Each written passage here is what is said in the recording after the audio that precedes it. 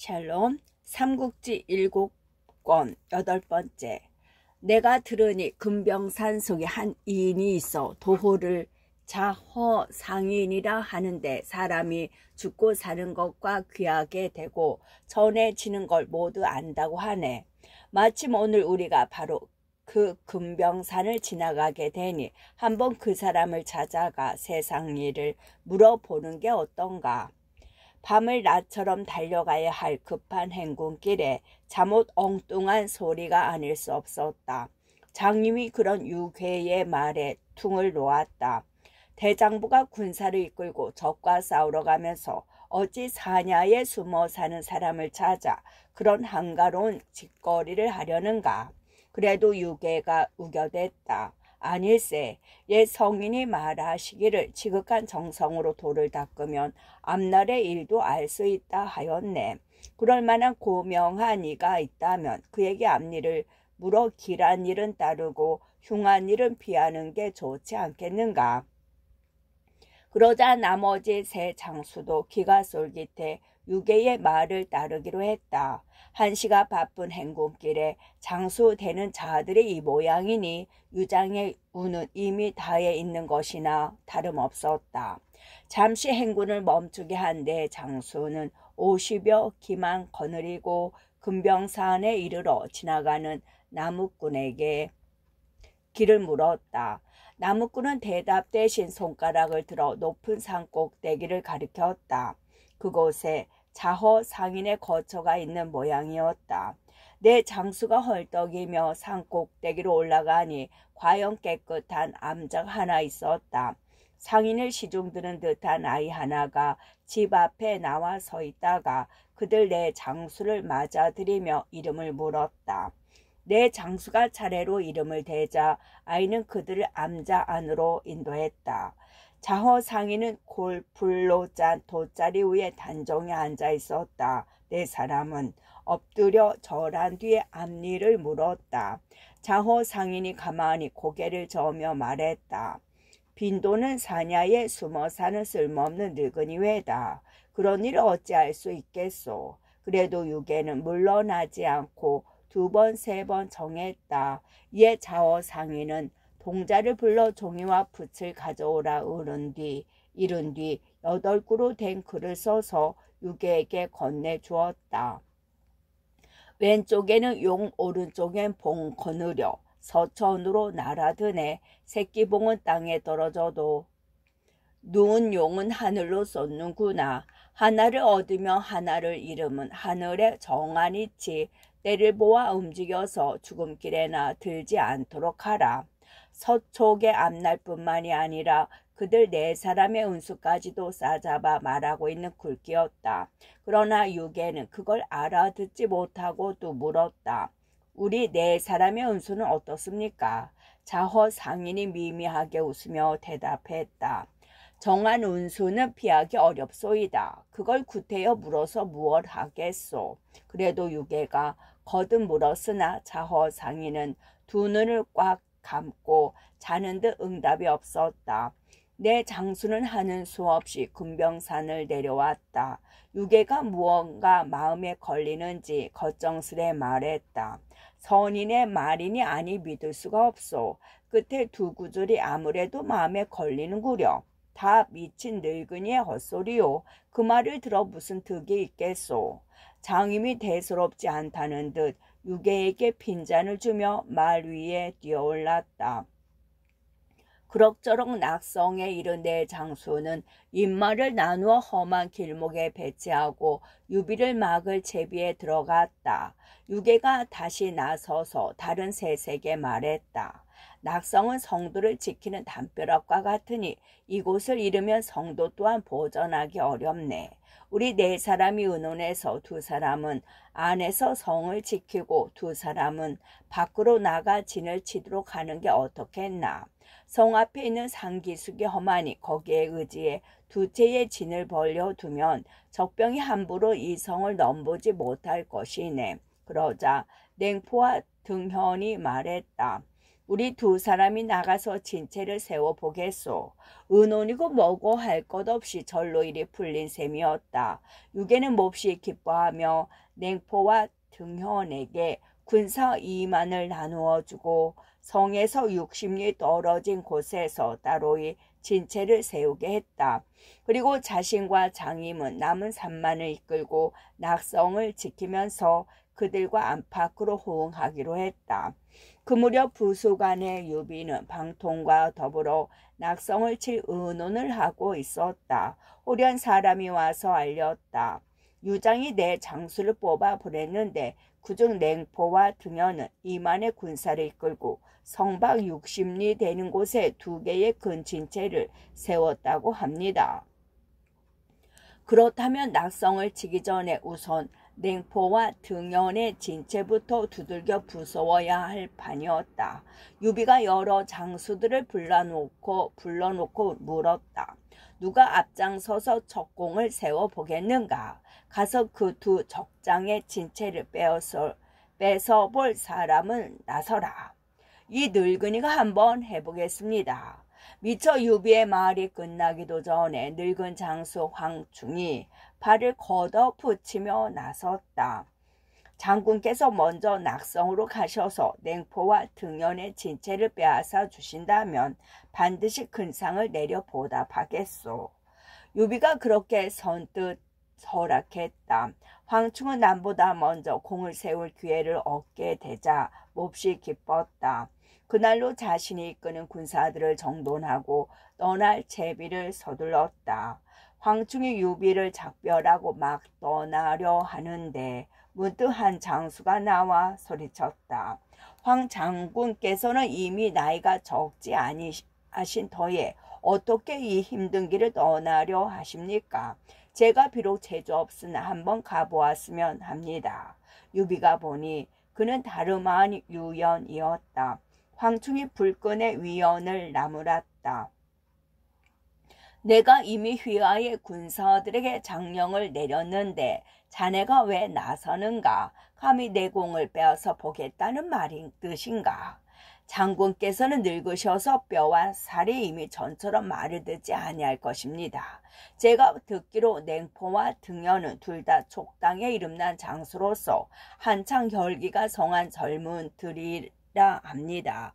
혹시라도 장군께서 그들을 사로잡지 못하시게라도 된다면 주공의 큰 일을 그르쳐 버릴 게 아니겠습니까?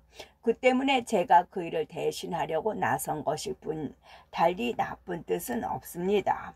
유연이 그렇게 대꾸했다. 말투는 한껏 공손했으나 말뜻에는 황충의 늙음을 얕보는 데가 많았다. 황충이 버럭 성을 내며 소리 질렀다. 너는 내가 늙었다 하는데 어떠냐? 나하고 무예라도 한번 겨루어 볼 작정이냐? 내 비록 나이를 좀 먹었다 해도 너쯤은 몇 수 가르쳐 줄 수 있다. 유연도 치지 않았다. 그거 좋지요. 주공께서 보고 계시는 데서 무예를 겨루어 이기는 편이 가도록 하는 게 어떻겠습니까? 그렇게 황충의 부하를 돋구었다. 그 말을 들은 황충은 더 참을 수가 없었다. 계단 아래로 우르르 달려 내려가 젊은 군교 하나를 보고 소리쳤다. 가서 내 칼을 가져오너라. 내 오늘 위원의 솜씨를 얼마나 대단한지 보아야겠다. 그러면서 위원을 노려보는 봄이 정말로 한바탕 드자비질을 벌이려는 심사 같았다. 유비가 그런 황충을 급히 말렸다. 아니되요. 이제 내가 군사를 이끌고 서천을 뺏으려 함에 있어 믿는 것은 오직 두 분 장군의 힘이요. 만약 두 호랑이가 서로 싸우면 한쪽이 반드시 상할 것인즉 그렇게 되면 그야말로 나의 큰일은 그르쳐지고 말 것이요. 제발 두 장군은 사투지 말고 속을 푸시오. 그때 곁에 있던 방통이 나섰다. 그대들 두 분께서는 서로 다투실 필요가 없소. 지금 냉포와 등현은 따로 영체를 세우고 있다 하니 두 분 장군은 각기 한 영체실을 맡아 치면 될 것이요. 으뜸 가는 공은 먼저 적의 영체를 빼앗은 쪽에게 돌리면 될 일이 아니겠소. 그렇다면 두 사람도 구태여 서로 다툴 까닭이 없었다. 이에 황충은 냉포의 영체를 맡고 위원은 등연의 영체를 맡아 각기 군사를 이끌고 떠나기로 결정을 보았다. 하지만 방통은 아무래도 마음이 놓이지 않는 듯했다. 황충과 위원이 떠난 뒤 유비에게 권했다. 저 두 사람이 가는 길에 서로 다툴까 두렵습니다. 주공께서 몸소 군사를 이끌고 뒤따라 가시오. 저들의 뒤를 받쳐주도록 하십시오. 유비도 마음이 아주 놓이지 않던터라 그 말을 따랐다. 방통을 부성에 남겨 그곳을 지키게 한 뒤 자신은 유봉 관평과 더불어 5천 군사를 거느리고 황충과 위원을 뒤따르기로 했다. 한편 자신의 진체로 돌아온 황충은 곧 장졸들에게 영을 내렸다. 오늘 밤 4경쯤에 밥 지어 먹고 5경에는 떠날 채비를 마치도록 하라. 날이 새는 대로 떠나리라. 위원을 의식해서 다분히 서두는 기색이 있는 영이었다. 그런데 위원은 그런 황충보다 한술 더 떴다. 가만히 사람을 풀어 황충이 언제 떠나는가를 알아본 뒤 자신이 이끄는 장졸들에게 영을 내렸다. 우리는 오늘 밤 3경쯤에 밥 지어 먹고 4경쯤에는 떠날 수 있도록 하라. 날이 셀 무렵에서는 등연의 영제에 이르도록 해야 한다. 모든 걸 황충보다 한 경씩 앞당긴 영이었다. 군사들은 들은 대로 제비에 들어갔다. 모두 배불리 먹고 마른 방울을 떼었으며 사람은 아무 소리를 못 내게 입에 무는 나무 가지를 물었다. 그리고 깃발을 말고 갑옷을 싸매 어두운 밤에 소리 없이 적의 진체를 들이칠 수 있게 했다. 그럭저럭 3경이 되었다. 위원은 군사들을 재촉해 길을 떠났다. 그런데 길을 반쯤 갔을 무렵 문득 딴 생각이 들었다. 그냥 등연의 진체만 쳐들어서는 내 능력이 그리 돋보이지 않을 것이다. 먼저 냉포의 진체부터 들이쳐 이긴 뒤에 다시 등연의 진체를 두들겨 부숴야겠다. 그렇게 되면 두 곳을 빼앗은 공이 모두 내 것이 될 게 아닌가. 유여는 그렇게 생각하고 말 위에서 가만히 영을 내렸다. 군사들은 모두 왼편 산 그늘로 붙어라. 냉포의 진체부터 먼저 뺏었으리라. 이에 유연의 군사들은 처음에 맡은 등현은 제쳐놓고 냉포 쪽부터 먼저 덮쳐갔다. 입구물에 날이 밝아올 무렵에는 냉포의 진체가 저만치 보이는 곳까지 이를 수 있었다. 위원은 싸움을 시작하기 전에 잠시 군사를 쉬게 했다. 군사들은 조아라 북과 진과 기치, 창칼을 모두 세워놓고 초저녁부터 서두르느라 지친 팔다리를 쉬었다. 하지만 냉포라고 경계도 없이 잠만 자는 멍청이는 아니었다. 미리 풀어놓은 군사들이 곧 위원이 온 것을 알아 냉포에게 전했다. 냉포는 놀라는 대신 오히려 위원을 사로잡을 온갖 채비를 하고 말에 올랐다. 그리고 한 소리 큰 북소리에 맞추어 3군을 몰고 한꺼번에 쏟아져 나오니 기습은 오히려 위원이 당하는 꼴이었다.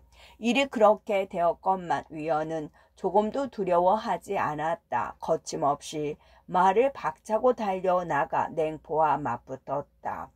냉포도 또한 촉에서는 이름께나 날리는 장수라. 둘의 싸움은 30합에 이르도록 승부가 가려지지 않았다.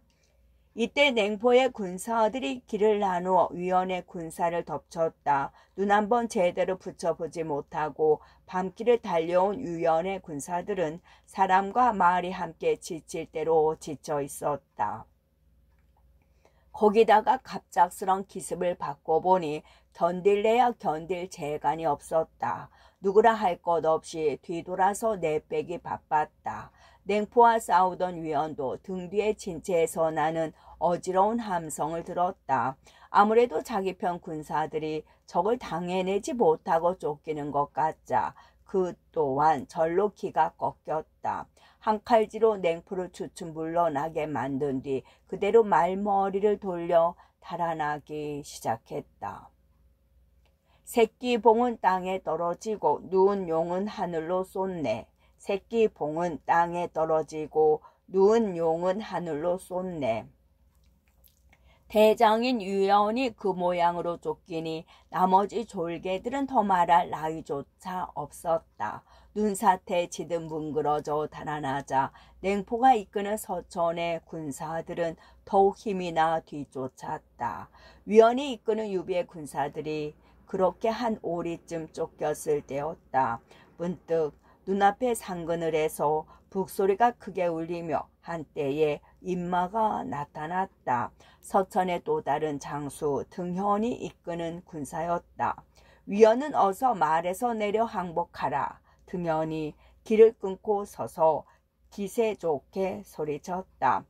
등과 배로 적을 맞게 된 위원은 더욱 당황했다. 힘으로 밀어붙일 양으로 말을 박차 앞으로 내닫는데 이번에는 또 타고 있던 말이 말썽을 부렸다.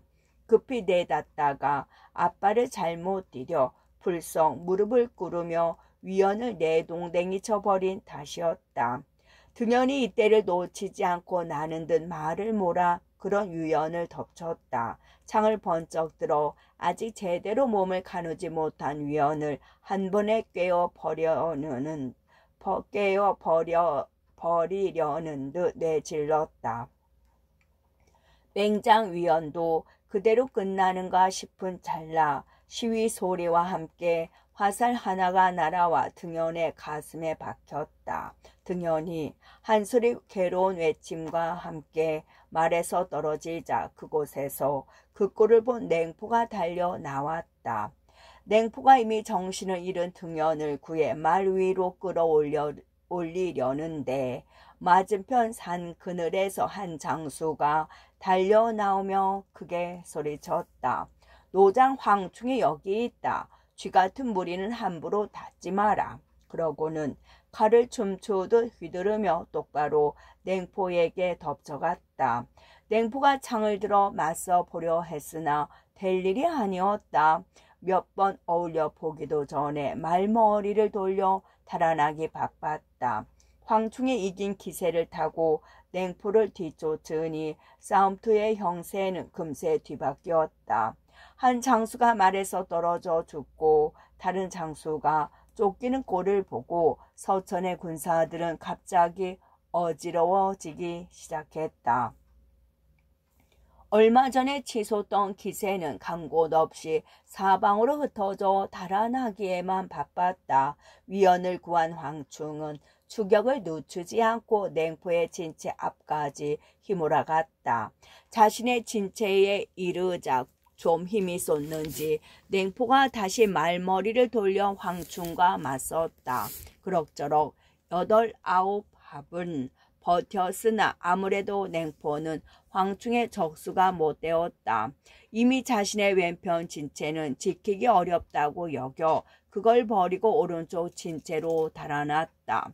등현은 죽었지만 그 진체만은 아직 성하리라고 믿고 거기서 쫓기는 저희 편 군사를 수습해 버텨볼 생각이었다. 그런데 이 무슨 변개인가. 오른편 진체로 가보니 여기저기 깃발이 벌떡이는데 그게 전부 낯설었다. 냉포는 놀란 나머지 멍하니 말꼬리를 잡고 서서 한참을 바라보고만 있었다. 그때 진체 안에서 한 장수가 말을 몰아 나왔다. 금투구에 비단 점포를 입은 유비였다. 그 좌우로는 유봉과 관평이 뒤따르고 있었다. 진체는 내가 이미 뺏은 지 오래다. 이놈 어디를 가려느냐.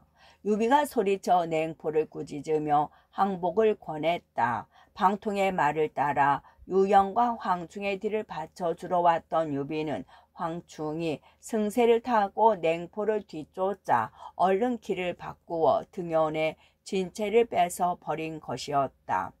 앞뒤로 적을 맞은 냉포는 나갈 수도 물러날 수도 없었다. 한참을 두리번거리다가 문득 산비탈이 난 좁은 길 하나를 찾아 그걸 타고 낙성으로 돌아가려 했다. 하지만 그리 오래진 못 갈 팔자였다. 미처 십리도 가기 전에 호련 복병이 나타나 냉포에게 갈퀴와 밧줄을 던져댔다. 좁은 길목에서 만난 복병이라 겨드랑이에 날개라도 쏟지 않고서는 벗어날 길이 없었다. 냉포는 발버둥도 제대로 쳐보지 못하고 산채로 붙들리고 말았다. 냉포를 사고로 잡은 것은 유연이었다. 전날 밤 황충의 구함을 받고서야 버뜩 정신이 든 유연은 자신이 공을 서두르다가 큰 죄를 지었음을 알았다. 어떻게 죄를 씻을까 궁리하다가 군사를 수습한 뒤 사로잡은 서천의 군사에게 길을 잡게 하여 그리로 갔다. 만약 황충이 냉포의 진체를 빼앗기게 되면 냉포는 틀림없이 그 길을 지나 낙성으로 돌아가리라 여겨 매복해 보기로 한 것이었다. 다행히 바라던 대로 냉포를 사로잡자 유연은 이제 살았다 싶었다. 사로잡은 냉포를 꽁꽁 묶어 앞세우고 유비의 진체를 찾아갔다.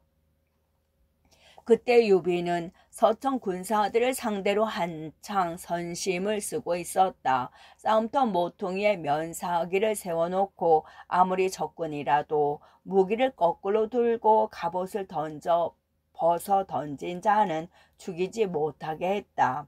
그리고 항복하는 적군을 상하면 목을 베리라 하니 장졸들은 모두 그 명을 따랐다.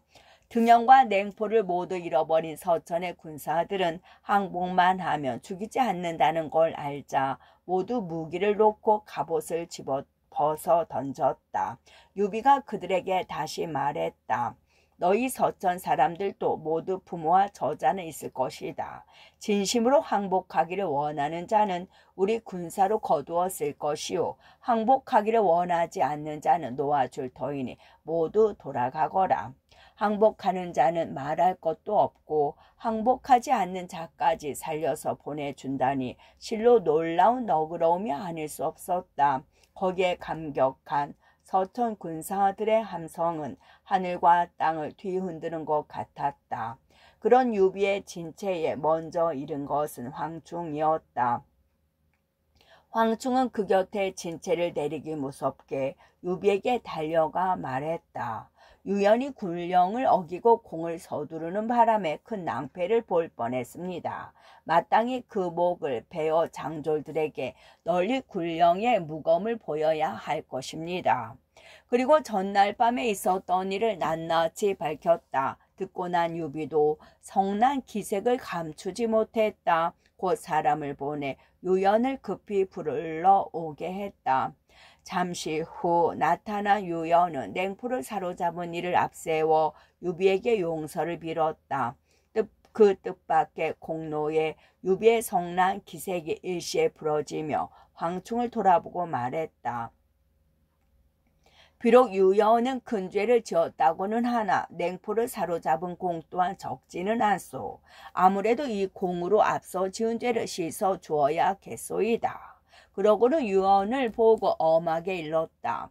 유연은 듣거라. 군령을 어긴 죄는 목베어 마땅하나 여기 계신 노 장군의 말씀이 하도 지극해 이번만은 용서한다.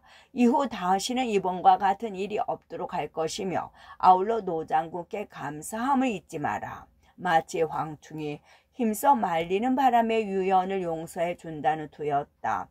유비의 눈부신 용인술이었다. 자신의 공을 가로채려 하다가 이를 망친 유연을 오히려 황충이 나서서 변호해 주었다니 누군들 황충의 너그러움에 감격하지 않겠는가. 그 말을 들은 유연은 진정으로 뉘우치며 황충에게 잘못을 빌었다. 황충은 황충대로 감격이 컸다. 나이도 있고 젊은 유연을 단에 험구함으로써 유비에게 옹졸함을 보였는데도 유비는 없는 말을 지어내가며 자신의 너그러움을 드러내 유연으로 하여금 마음에서 우러난 잘못을 빌도록 해주었기 때문이었다. 거기다가 또 무거운 산까지 내려 자신이 세운 공은 공대로 지켜주니 황충은 유연에게 느꼈던 노여움은 아니 잊을래야 아니 잊을 수가 없었다. 자칫 사이가 틀어져 버릴 뻔한 두 사람을 그렇게 화해시킨 유비는 그 사람을 시켜 냉포를 끌어오게 했다. 냉포가 장막에 이르자 유비는 몸소 냉포에게 다가가 그 묶인 끈을 풀어주고 술을 내리며 달랬다. 그대는 이제 내게 항복하면 어떤가? 냉포가 얼른 대답했다. 황숙의 어지심이 기대의 죽음을 면했는데 어찌 항복하지 않을 수 있겠습니까? 저뿐만 아니라 낙성에 있는 유계와 장임도 불러와 항복하도록 하겠습니다. 그 두 사람은 모두 저와 생사를 같이 하기로 한 벗들이라 내가 돌아가서 권하기만 하면 당장 달려와 항복하고 낙성을 들어 황숙께 바칠 것입니다. 한나라에서 이름께나 있는 장수의 항복치고는 너무나도 무게가 없었다. 거기다가 딴 사람까지 끌어들여 항복을 하도록 만들겠다고 나서는 게 이상했으나 유비는 기뻐해 마지 않았다. 새 옷과 안장을 내리고 말을 주어 낙성으로 돌아가게 했다. 저 사람을 놓아주어서는 아니 됩니다. 한번 몸을 빼내가면 다시는 돌아오지 않을 것입니다. 유연히 보다 못해 유비를 말렸다. 그래도 유비는 냉포를 의심하는 기색이 없었다. 가만히 웃으며 오히려 위원을 안심시키려 들었다. 내가 인의로 사람을 대접하면 그 사람도 나를 저버리지 않을 것이다. 하지만 결국 맞게 본 것은 위원 쪽이었다. 낙성으로 돌아간 냉포는 장임과 유계를 만나 항복을 권하기는커녕 엉뚱한 큰소리만 쳤다. 내가 잡히다니 무슨 소릴. 무더기로 덤벼들게 여남은 놈 때려 죽이고 말을 빼서 빠져나왔지. 사로잡혔다가 유비가 놓아줘서 돌아왔다는 말은 쏙 빼고 그렇게 둘러댄 것이었다. 그러나 어쨌든 싸움은 진싸움. 성 밖에서 서로 호응하러 나간 이만의 장졸 가운데 냉포 혼자 덜렁덜렁 돌아왔으니 유계로서는 황망하지 않을 수 없었다. 그 소식을 들은 유장은 크게 놀랐다. 역시 유계처럼 황망하여 여럿을 불러놓고 대책을 물었다. 유장의 맏아들 유순이 나서 말했다. 제가 먼저 군사를 이끌고 낙성으로 가서 한번 지켜보겠습니다. 유장이 대견하면서도 마음 놓이지 않는다는 듯 여럿을 돌아보며 물었다. 이미 내 아들이 가겠다고 나섰지만 곁에서 도울 사람이 있어야겠소. 누가 마땅하겠소. 유장의 물음이 떨어지기 바쁘게 다시 한 사람이 나섰다. 유장이 보니 사돈간이 되는 오이란 사람이었다. 유장이 미덥다는 표정으로 두 말 없이 허락했다. 사돈 어른께서 저 아이를 도와주신다면 더 바랄 나위가 없겠습니다. 그런데 부장으로는 누구를 데려갔으면 좋겠습니까? 오랑과 내동이 좋겠습니다. 오이가 미리 생각해둔 게 있는 듯 그렇게 두 사람을 댔다. 이에 유장은 오이에게 오랑과 내동 및 군사 2만을 주고 아들 유순을 도와 낙성을 지키도록 보냈다. 성도에서 보낸 구원병이 이르자 유계와 장임은 반갑게 그들을 맞아들이고 그간에 있었던 일을 자세히 알려주었다. 듣고 난 오이가 문득 두려운지 여럿을 보고 물었다. 군사가 성 안에 이르며 막아내기 어렵소. 여러분에게는 어떤 고견이 없으시오. 해놓은 거짓말이 있어 공연히 급해진 냉소가 얼른 나섰다. 이 부근에는 부강이 흐르는데 물살이 매우 빠릅니다. 한편 앞에 있는 적의 진체는 산 발치에 자리 잡고 있어 매우 낮은 땅이 됩니다. 제게 군사 5천만 주시면 그들에게 괭이와 삽을 들려 먼저 가서 부강에 물을 끊고 그물로 유비의 군사를 모조리 쓸어 버리겠습니다. 오이가 들어보니 제법 그럴듯했다. 이에 냉포에게 군사 5만을 주어 먼저 강물을 끊으러 보내고 다시 오랑과 내동에게도 한 갈래 군사를 나누어 주어 그런 냉포의 뒤를 뒤받쳐 주게 했다. 명을 받은 냉포는 이번이야말로 공을 세워볼 기회라 생각하고 군사들과 앞장서 강물을 끊는 데를 기구들을 거둬들이기 시작했다. 한편 유비는 그때 부성애가 있었다. 유영과 황중에 각기 진체 하나씩을 맡기고 자신은 방통과 더불어 앞일을 의논하기 위해 돌아간 것이었다. 유비가 방통에게 낙성의 소식을 전하며 다음 계책을 짜고 있을 때 문득 사람이 와서 알렸다. 동호와 송건이 한중의 장로에게 사신을 보내 화친을 맺고 서천을 치라고 부추겼다 합니다. 이에 장로는 군사를 이끌고 과맹강 쪽으로 나오려 하고 있습니다. 그 말을 들은 유비가 놀란 얼굴로 방통을 보며 물었다. 만약 가명관을 잃으면 우리는 돌아갈 길이 끊기는 셈이 되오. 그리 되면 나아갈 수도 물러날 수도 없게 되니 이를 어찌하면 좋겠소. 그러나 방통은 별로 걱정하는 눈치가 아니었다. 지나가는 말처럼 곁에 있는 맹달에게 슬쩍 그 일을 넘겼다. 공은 촉당 사람이니 이곳 지리는 훤히 알고 있으실 거요. 가맹간으로 가서 그곳을 한번 지켜보시지 않겠소. 맹달도 걱정 않기로는 방통이나 다름없었다. 그쯤이야 큰일도 아니다는 듯 선선히 고개를 끄덕인 뒤 말했다. 제가 청구하는 사람 하나와 같이 가서 지키게 해주신다면 만에 하나라도 관을 잃으실까 걱정하실 필요는 없을 것입니다. 그 사람이 누구요? 유비가 반색하며 물었다. 맹달이 대답했다. 일찍이 형주 유포 밑에서 중량장을 지냈던 사람입니다. 남군 지강이 고향인데 이름은 곽준이요. 자는 중막이라 쓰지요. 유비는 곽준을 준 적이 있지만 맹달이 그토록 장담하는 것으로 보아 믿어도 좋을 것 같았다. 곧 사람을 보내 곽준을 불러오게 한 뒤 맹달과 함께 가맹관을 지키도록 보냈다. 가맹관을 막는 일이 그렇게 불리자 방통은 남의 의논을 내일로 미루고 유비 앞을 물러나왔다. 방통의 거처로 돌아와 잠시 쉬려는데 문득 사람이 와서 일렀다. 군사를 찾아와 꼭 뵙겠다는 손님이 있습니다. 그리고 그 행색을 말하는 것이 여러 가지로 미루어 여느 손님은 아닌 듯했다.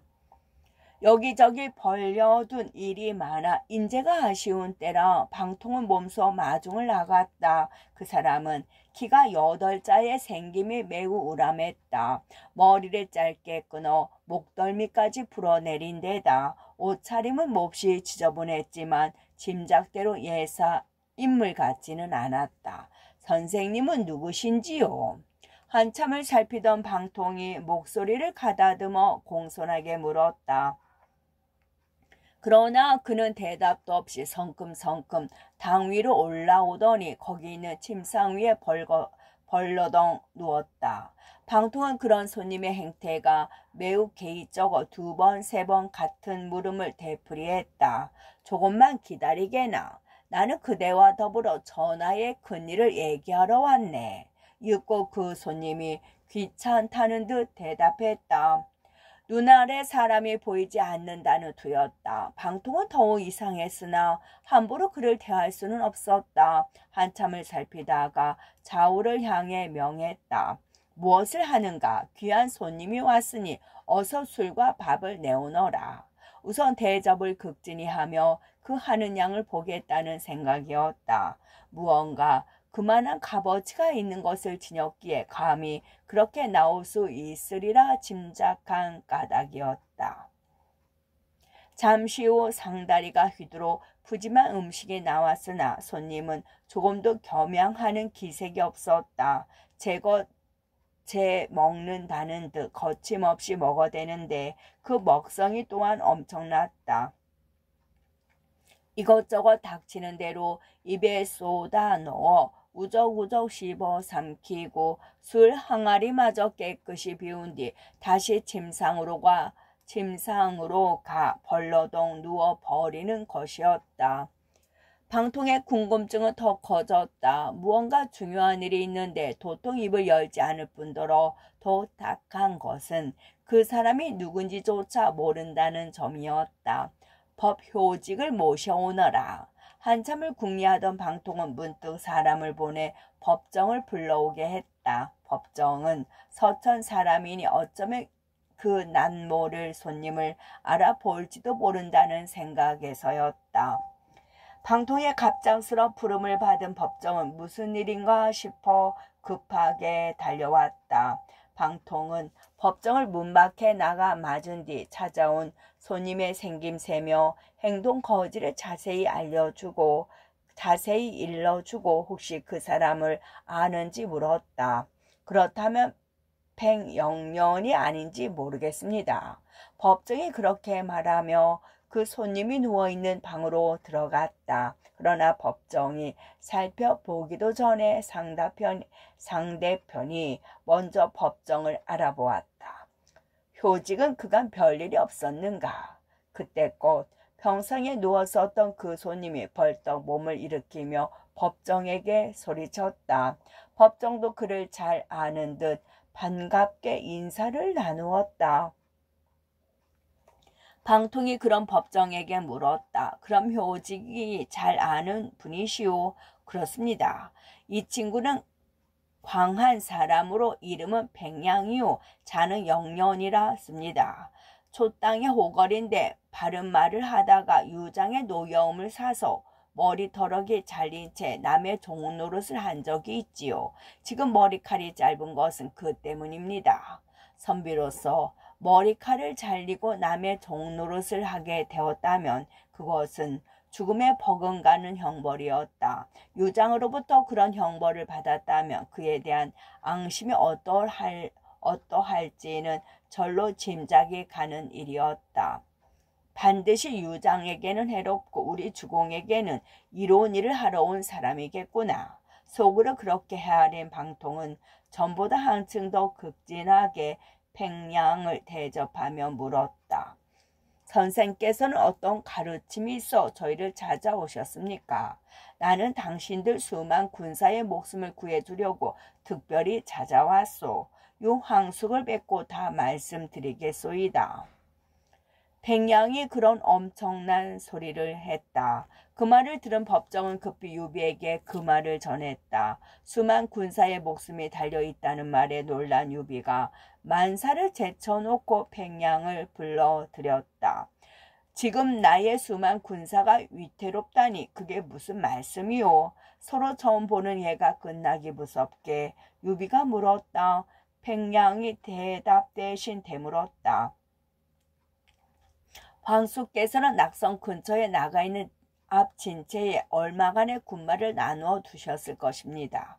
그렇지 않습니까? 위영과 황충이 진체 하나씩을 맡아 거기 있습니다만 유비가 숨기지 않고 말해주었다. 그러자 백냥이 나무라듯 말했다. 황수께서는 장수된 이로서 어찌하여 지리도 알지 못하십니까? 낙성 근처에 나가 있는 앞 진체는 부강을 곁에 두고 있습니다. 만약 적이 강물을 그리로 끌어대고 다시 군사를 풀어 앞뒤를 막아버리신다면 황숙의 수만 대군은 단 한 사람도 살아나오지 못할 것입니다. 그제서야 유비도 크게 깨닫는 바가 있었다. 진을 치는데 가장 중요한 자리를 살피지 않았던 것이다. 백냥이 다시 그런 유비에게 덧붙여 말했다.